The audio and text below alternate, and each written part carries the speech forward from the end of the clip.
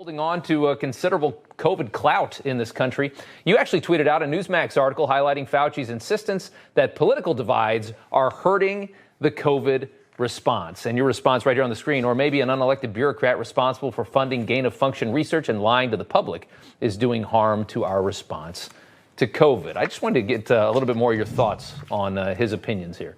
Well, you know, if he'll lie to you about one thing, perhaps he'll lie to you about other things. And so really, he's fostered great distrust of government, great hesitancy on the part of believing anything they say because they've been so often caught in lies. But my biggest disagreement with him is over whether or not you count the idea that if people have had the disease, that they have immunity. If you don't count that, you think we're woefully short and we need to force all of the children to be vaccinated. If you actually count the 100 million of us who have had the disease, recovered from it, and now have immunity, there really isn't the same degree of pressure towards trying to force people to be vaccinated. So the whole push for vaccine mandates, saying we're under-vaccinated, comes from a fallacy and an oversight, a purposeful oversight on his part, to discount the naturally acquired immunity.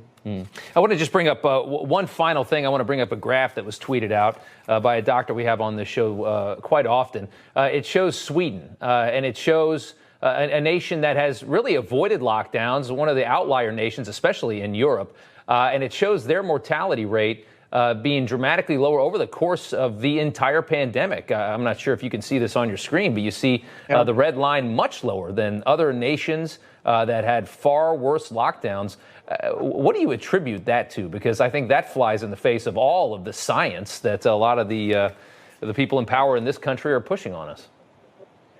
Every one of your viewers who has a child in school, being forced to wear a mask, needs to know that in Sweden, 1.8 million children have not been wearing masks and have been going to school steadily for the last year. There are 0 deaths among children. I think it's 1 to 15, 0 deaths from COVID. If you say, well, gosh, we're doing this to protect the teachers, the incidence of getting COVID is no higher than being a plumber, restaurant worker, or any other occupation in Sweden.